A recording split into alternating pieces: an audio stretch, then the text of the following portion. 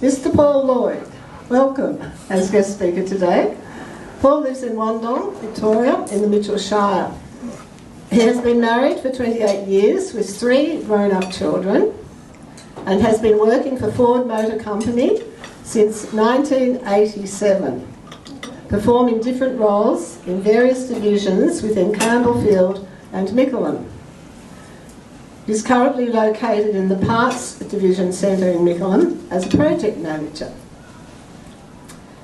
Now, Paul has an interesting Rotary background. Paul has been a Rotarian since December 2021, and here he is tonight as our guest speaker. Fantastic, Paul. He initially joined Rotary via online meetings during COVID-19 lockdowns. In January of 2022, whilst listening to the ABC, Paul heard that the southern region of Madagascar was suffering from severe drought, and the UN was seeking international assistance to help over 1 million people in need of emergency food. A few months later, the board approved the current international project, and the club has been working to support one of the local primary schools with 1,500 students ever since. Paul chose this interest due to the poverty he saw whilst travelling in Southeast Asia, especially in India. His interests vary, but the following items is what he enjoys doing most. Very obviously, supporting local communities in need, travelling around the world and reading and learning about history and politics. His favourite sporting teams are, wait for it, AFL, Geelong Cats, and in soccer, Melbourne Victory and Liverpool. Future aspirations. Once he's retired, he'd like to focus more in areas of interest such as helping Rotary with international projects and travelling within every continent, including Antarctica. Achieving both at the same time would be the ideal situation. And we look forward to your return from Antarctica, Paul, and hearing about your journey. Please come to the front, and we are really looking forward now to your presentation today. Thank you very much for making us welcome today and inviting us for us, a very special project. What I'm going to show you today is the presentation is split in 2. First is a 4-minute YouTube clip, and basically gives you a picture of the environment these kids are living in and the situation on the island as well.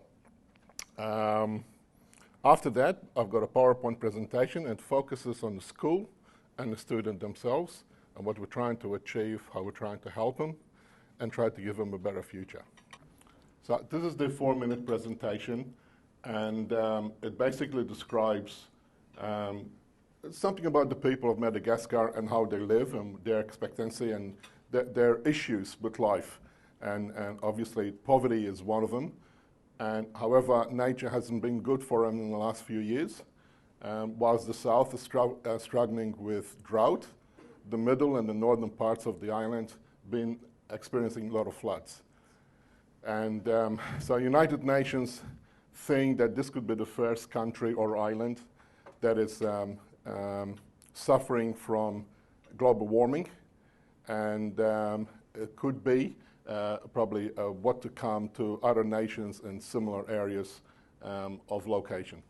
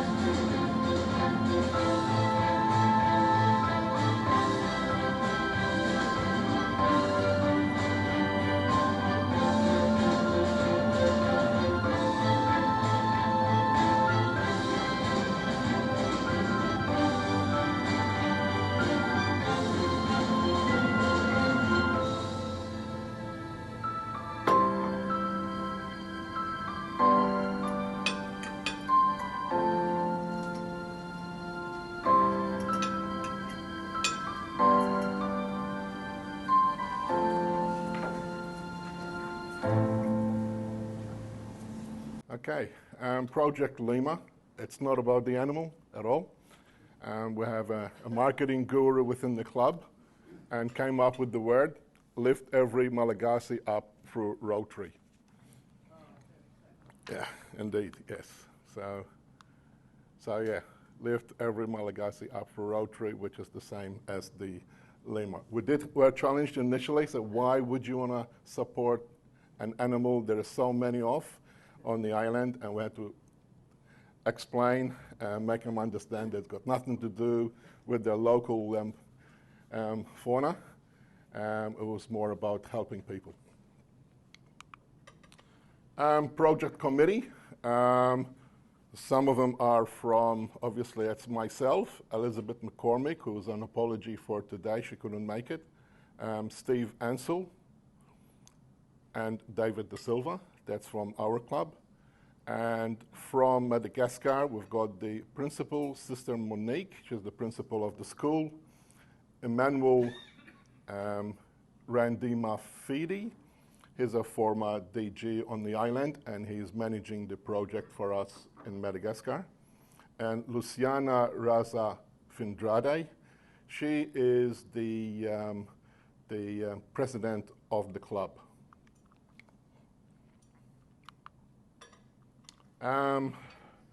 So the initial partnership was with another club called Rotary Club of Maroloco.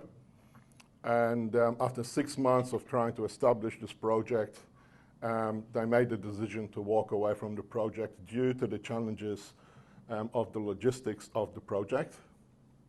In the next slide, I will show you why.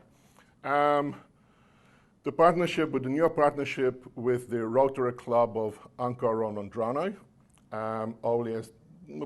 started about 6 months ago. We're at one stage thinking of maybe closing the project down because we couldn't get any help from the island, but they came up and filled the void very quickly. Luciana, she's the president. The school,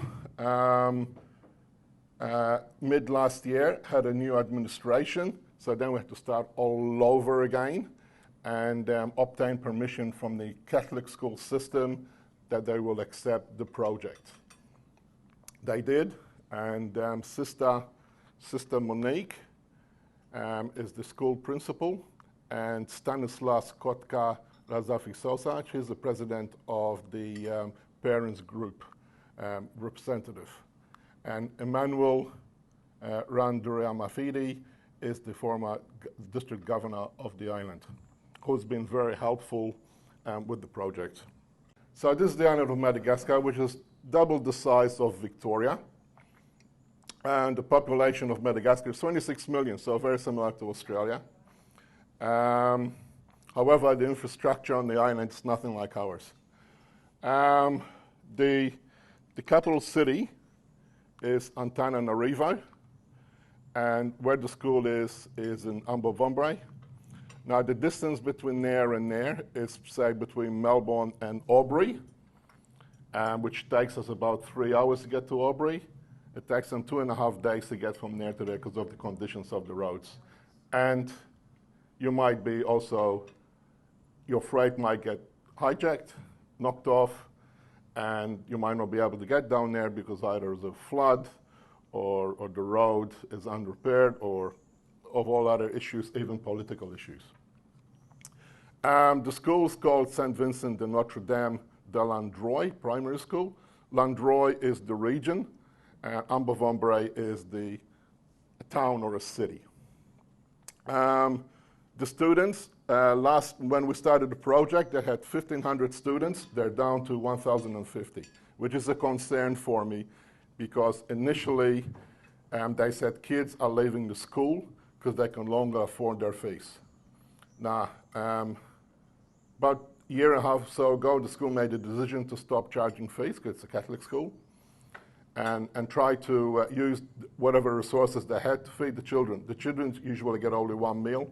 There's no food at home, so they eat at school. However, as the resources started to run down, they've asked for help. We didn't know about the school till we were contacted by a group in New South Wales in Gosford who worked in the area. They had a project in there. I done a bit of research. I found their name, that they worked in the area. I gave Peter a call, and Peter said they need help. And with his knowledge of the area and the people, we started working with the school. They've all have 20 teachers, so that's almost a ratio of over 50 to 1. Last year they had 1,500 students, so it was even harder. And what they do, because of overcrowding, they'll have a roster of how many days they can go to school. So it's really tough. And the location is Amber-Vombre, which is right down in the south. These are some of the photos of the school. As you can see, the conditions are very poor compared to our schools. And initially thought it's in the middle of the desert, but they said no, it's just dry, and the soil is just basically same issues as here. It gets windy, the topsoil disappears, and then what's left over is just dry clay. These are some more photos of the school. As you can see from the condition of what they're wearing, and also the desks. And I reckon some of you guys would have had desks like that in primary school. Yeah, very old, and obviously needs upgrading and updating. The uniforms that you see here with the younger kids, those are sewn with the older students, which will be about 11 and 12, and I sew the uniforms at school. Okay, so in the other clip, which hasn't been updated, the target was $20,000. Now, since we made that target, and we all experienced inflation through COVID, and then the Ukrainian-Russian war hit.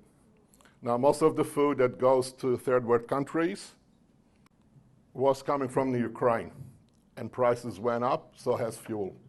So the $20,000 was no longer enough to help them. With the $20,000, I guess our aim was always food, right? They're struggling with food, so we can buy $10,000 worth of food. Now, a bag of rice in Madagascar, it's about $25 Australian at the moment, and they can afford to buy a bag of rice. But that's all they eat. They eat a little bit of rice every day before they go to bed, and so it fills up their stomach, and they're not hungry during the night. And there's nothing, no meat on top of it, just basically rice. Books and dictionaries. Now, the kids speak Malagasy, but they also speak French. But the school wishes that the kids will also learn English as well. And they've asked we can buy books in Malagasy, French, and English so the kids can understand. And they've also initially asked for one laptop. Now, if they have 1,500 students, obviously they're not going to teach so many kids how to use a computer. So we put aside about $3,000 just to buy laptops. And these are not brand new either. They actually said to us, buy secondhand, because you can buy more. And most of the software in there, it's all bootlegged. So it's all been copied. You don't have to buy a license like we do here in Australia. As soon as someone has the latest version, they'll all copy it. So I said, you save a lot of money doing it that way. School equipment and stationery. Recently, 3 of the club from Antananarivo visited the area, and they said they basically have very limited stationery, and they need stationery. David and I had a meeting with them on Tuesday. We usually have a meeting every fortnight, and they gave us a pack now. $13 will buy them everything they want for the whole year. So we're working out that it's going to have $13. We can't afford to buy every student, but we recommended that we maybe focus on the first year and maybe the last year of the primary school. And that way, being the first year is the foundation of the school, and then the kids, before they go to secondary school, let's try to make their year probably a little bit comfortable. The next one is money towards water purification. So initially the school asked us to buy water for them because the water that they had was dirty, was old, and salty. The water that they have underground is very salty and they can't drink it. However, they collect all the water when it rains on the roof, and it goes into an underground, basically, tank. But the tank is not clean, so it's basically as the water goes in, they just pump it and they drink it direct. And obviously the kids get crook unless they boil it. Now with this $16,000 will not buy a purification machine, but it will definitely help towards it. And to get a proper machine to basically put the water in there, purifies it, and gives you proper drinking water, we're looking around $15,000 American, which is probably around today over 20 Australian. So these are the challenges, but that's what we're trying to achieve.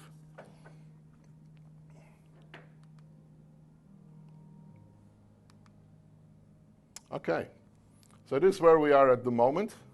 So far we have raised just under $20,000. Don't have to do that. So we just raised under $20,000, and that $20,000 has been deposited through the Rogues Bank. We just been told just before Christmas that we were granted a district grant, which will add now another $5,000 on top of that. And we'll continue visiting Rotary clubs like yourself to help us hit our target. These are some of the Rotary clubs already donated and helped us. A lot of individuals also gave us their money, as you can see there on top. And we also had a RILA group last year working with the club, and they were able to raise $625 by basically doing a little short movie and bathing themselves in dirty water. And they put it on social media, and their friends were able to see it in New Zealand, in Europe, and donated as much money as they could. I call this the slide of legends. These are the people that help. Seymour was the first club that donated $500, and at the time when Seymour gave us the money, we didn't even have a partnership for the project. And that when we left Seymour, I got home, I received an email from the Club of Maro Loco that they were interested to partner us. So, and then it started from there. And these are all the clubs. It's Pascoe Vale, Mansfield, Preston, Seymour, Eltham, Rosanna, and hopefully this will be you.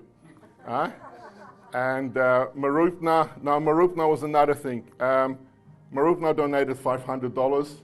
Never been there. They just chucked $500 into the account. 2 days later, they were flooded. That was the flood just before Christmas. Yeah.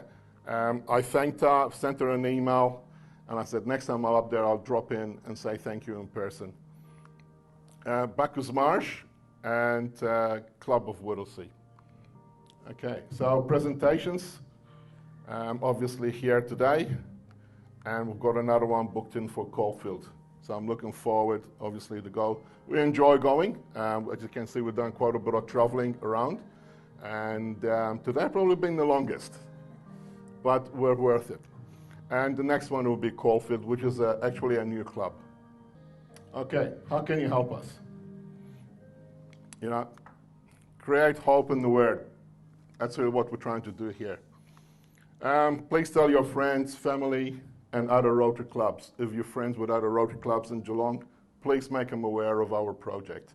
A lot of clubs don't have any international projects, and I wish they can, you know, take this as their own and help us. Any help that we can get is welcome. We are dedicated, and the committee is willing to visit any Rotary club in any district in the greater of Melbourne, and also willing to have Zoom meetings for interstate and also overseas. So if you do have contact with overseas clubs, please make them aware happy to do presentation online. And this is where the donations come from. Obviously, grants, it's been a tick. Rotary clubs like yourselves been a tick. And also a lot of individuals have also helped and donated. I think the lowest donation was $5, and the biggest donation from an individual was $5,000. So it's been really great. The challenge that I haven't started working on is local schools. We've sent letters to local schools to maybe assist at the school. They showed some interest, but nothing eventuated. And try to ask businesses, local businesses, for donations. It's been really tough in the last couple of years because of COVID. And in Kilmore and Wallen, it's a very small community. It's a country community, and every single voluntary organization goes to the same businesses all the time asking for money. And that's the reason why I haven't done it. Because it's becoming really challenging, and a lot of businesses now ask you, what is it for me as well? Now, the money that comes into the project is all tax deductible. So as an individual or a business, if you're going to donate some money, yeah, it's all tax deductible. So I just want to thank you for the opportunity. And please, yeah, if you need to ask any questions, Martin, yeah, go ahead. Question for you, Martin. Yeah, just curious, what percentage of the kids get all the way through primary school at the moment? Look, it's a question I never asked. All they do say is, however, they try to give them as much skills as possible, including teaching them how to sew, hoping that once the kids leave the school, they can at least earn a living. A student that was aided and helped by North Gosford has just finished school, now is in secondary school. Because they're going through a Catholic system, I'm hoping that, yeah, they are going through the school system and continue to do that, but the question was never asked. Yeah. Yeah. We do know for a fact that kids have left the school. Initially, they couldn't afford it, so they walked away and left the area, and they were looking for other international organizations for food, and some of them actually sold whatever they had and just walked away.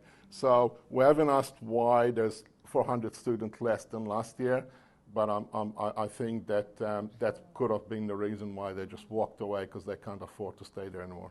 Question over here, Paul. Thank you. Yes, yes.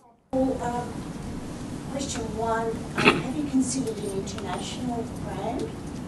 And two, a business that you might consider, I don't know whether you've approached them, is Cotton On. Okay. Who do a lot of overseas work in Okay, thank you. underprivileged countries. They actually have staff that go over there and work in projects, so it might be just something to think about. Thank you. I'll take that on. Regarding the first question, international, so I've done some research about international, and you need like a lot of clubs to be involved. I think for the amount of money that we're trying to achieve, probably, yeah, it was probably a lot of work. I do, however, have asked the Madagascar themselves, because they do have a lot of contacts with friends, to maybe speak to some of the French clubs to help. Now, I'm going to go on holidays to Europe after 30 years this year, and I'm hoping when I'm there I can maybe tap into this while I'm there. Now, I'm not sure what the wife's going to say, especially if I'm in France for 3 days. So, do you mind going to a Rotary meeting while we're in Paris? But I haven't said anything to her as yet, but it's in there already. But yeah, that's the reason for Cotton On. That's really great. But yeah, I have been trying to push him to go to France and to see if they can get help from France, but it hasn't happened. I'm not sure what type of how much experience they have working with Africa. What takes us a month or a week to do, it takes a year.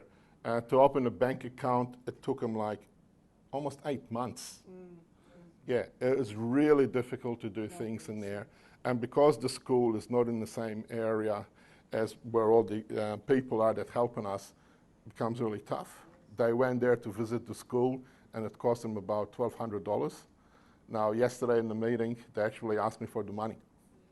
Yeah, so yeah, going to see what I'm going to do, how to give them money, because they don't get as much money as we do.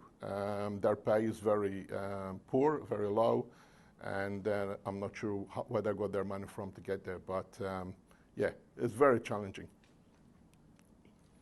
More questions, please. Yes. Yes, Ian. The couple of the things you mentioned there, $3,000 for computers. In Geelong, we have donations in kind, which could quite easily field a complete container load of computers. Yes. How would you guarantee that they get there? That's, well, two things. So one thing is the cost to ship a container from Australia to Madagascar. How much? Okay? At the moment, it'll probably be about $16,000. 16. $16,000. Prior to COVID, we probably would have shipped it with $3,000. Now, and because Madagascar probably is not going to be a port that ships will go to, that container will probably end up going to Singapore, then to South Africa, and by the time it gets there. Once it gets there, then it's going to be duty and logistics. So it'll probably end up being about $20,000 for maybe $5,000 worth of equipment. Yeah. Yeah. So that was the initial, so we looked at that. Maybe even buying equipment from Africa and ship it there. Peter from North Gosford straight away advised against it. They took containers there previously when they were doing water and electricity projects, and the containers basically stayed in the dock and were never released because the amount of money they wanted for duty, it was worth more than the goods in the container. So there's a lot of corruption there as well. Yeah, yeah. So, yeah, logistics is another issue too. So even to ship things from, say, 100 kilometers away, everybody wants big money because they also hire bodyguards to make sure that the stuff doesn't get stolen from the truck. So it's full of challenges. Wherever we go, there's always a hurdle. One thing, yeah, I'm just going to put a QR code on the screen. So if you want to, QR code it on your phone, everybody knows how to do it now. We've done it for 2.5 years. That will take you straight to your donation, to the donation site. So if you want to donate privately, just click on that and then just follow the steps.